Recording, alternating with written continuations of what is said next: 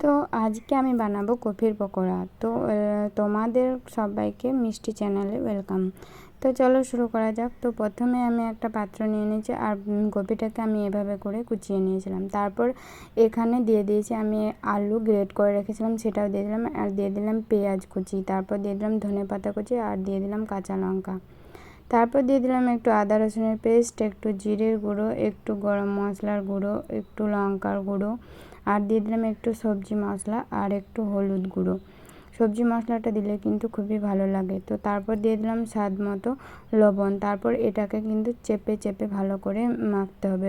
যেহেতু লবণটা দিয়েছে একটু জল বেরোবে, তো কিছুক্ষণ ধরে ভালো করে মেখে নিলে কিন্তু নরম হয়ে যাবে। তো তারপর দিয়ে দিলাম একটু জোয়ান আর একটু দিয়ে দিলাম ডিম। তো ডিমটা দেওয়ার জন্য কিন্তু খুবই টেস্টি লাগে। আর আমি কপির পকোড়াটা একটু অন্যরকম ধরনের করতে চাইছি, মানে আমি নিজের মতোই করেছি। তো তারপর ডিমটাকে মাখিয়ে নিয়ে তারপর এখানে আমি দিয়ে দিলাম বেসন।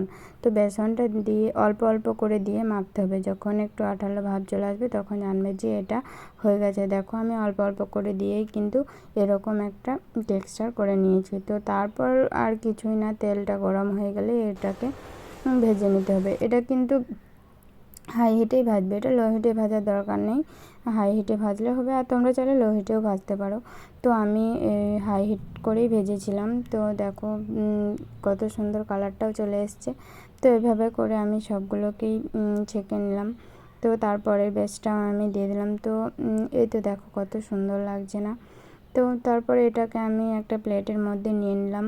তো খেতে কিন্তু খুবই টেস্টি হয়েছে। আমি যেহেতু এখানে আলু দিয়েছিলাম, ডিম দিয়েছিলাম, তো যারা আলু খেতে ভালোবাসো তাদের তো ভালো লাগবেই। তো একবার চাইলে কিন্তু তোমরা বাড়িতে বানিয়ে দেখতেই পারো।